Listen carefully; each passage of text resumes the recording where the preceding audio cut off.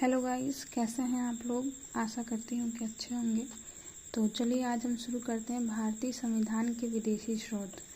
तो इस लेक्चर में हम पढ़ेंगे कि हमारा संविधान जब बना था तो उसमें विदेशी स्रोतों से क्या क्या चीज़ें ली गई थी। ठीक है, तो पहले देखते हैं अमेरिका से क्या लिया गया था।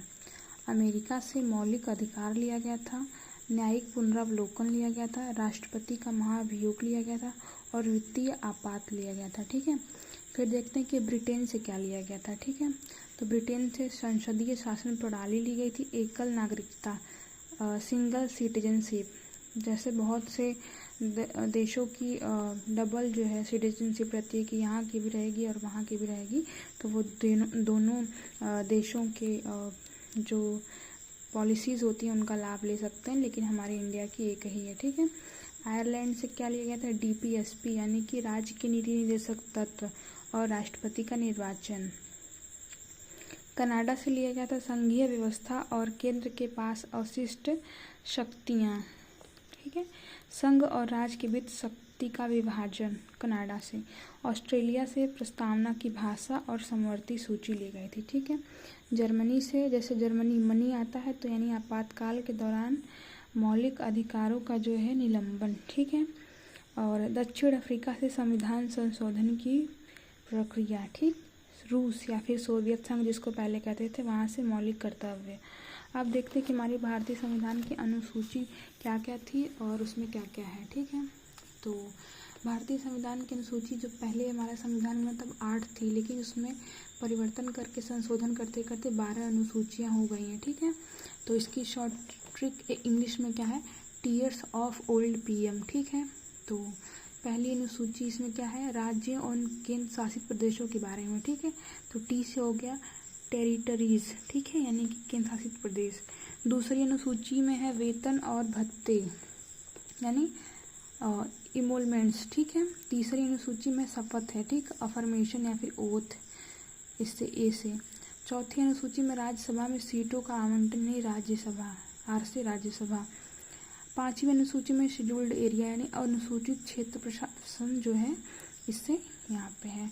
छठवीं अनुसूची में क्या है, एएमटीएम यानी असम, मेघालय, त्रिपुरा और मिजोरम जो अदर जो थे शेड्यूल्ड एरिया थे, वो जो है इसमें आते हैं। ठीक है, सातवीं अनुसूची में शक्तियों का बंटवारा कैसे हुआ, इसमें 3 लिस्ट जो है हमारी इसमें है, इसको फेडरल सिस्टम स्ट्रक्चर कहते हैं। ठीक है, एफ से फेडरल सिस्टम स्ट्रक्चर।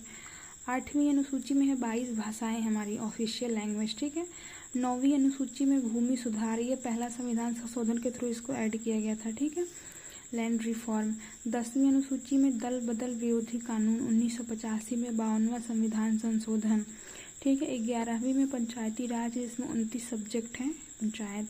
12वीं अनुसूची में नगर पालिका है, जिसमें 58 सब्जेक्ट हैं। ठीक है, इसको मैंने हिंदी में जो ट्रिक्स लिखी है उससे देखते हैं।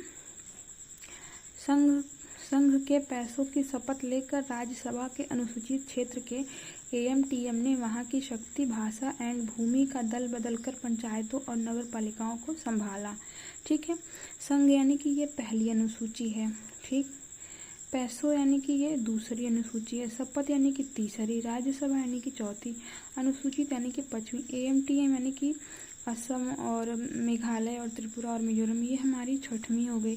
वहाँ की शक्ति के विभाजन यानी कि 7वीं हो गई, भाषा यानी कि 8वीं हो गई, भूमि यानी कि 9वीं हो गई, दल बदल यानी 10वीं हो गई, पंचायत यानी कि 11वीं हो गई और नगर पालिका यानी कि 12वीं हो गई। ठीक है गाइस, तो गाइस हमने इस वीडियो में भारतीय संविधान की अनुसूची कवर कर ली और भारतीय संविधान के विदेशी स्रोत क्या क्या हैं वो सब हमने इसमें कवर कर लिया। आप इसको ट्रिक से याद रख सकते हैं, अमेरिका यानी सबसे बड़ा है, सबसे हक है उसका सब पे, तो हक से यानी कि मौलिक अधिकार है उसका, न्यायिक पुनरावलोकन की शक्ति सबसे तेज है वहाँ की। तो ठीक है, ऐसे ब्रिटेन का है, तो गाइस आप ऐसे याद रख सकते हैं। ठीक है, तो ये हमारा टॉपिक कंप्लीट हुआ। अब हम अगले टॉपिक में क्या देखेंगे, चलिए अब इस वीडियो को बंद करते हैं। अगर आपको वीडियो अच्छी लगती है, समझ में आता है, चीज़ें मैंने बहुत ही ट्रिक से और बहुत ही आसानी से समझाई हैं, अगर आपको अच्छी लगती है वीडियो तो प्लीज़ मेरे चैनल को लाइक करें, शेयर करें एंड सब्सक्राइब करें।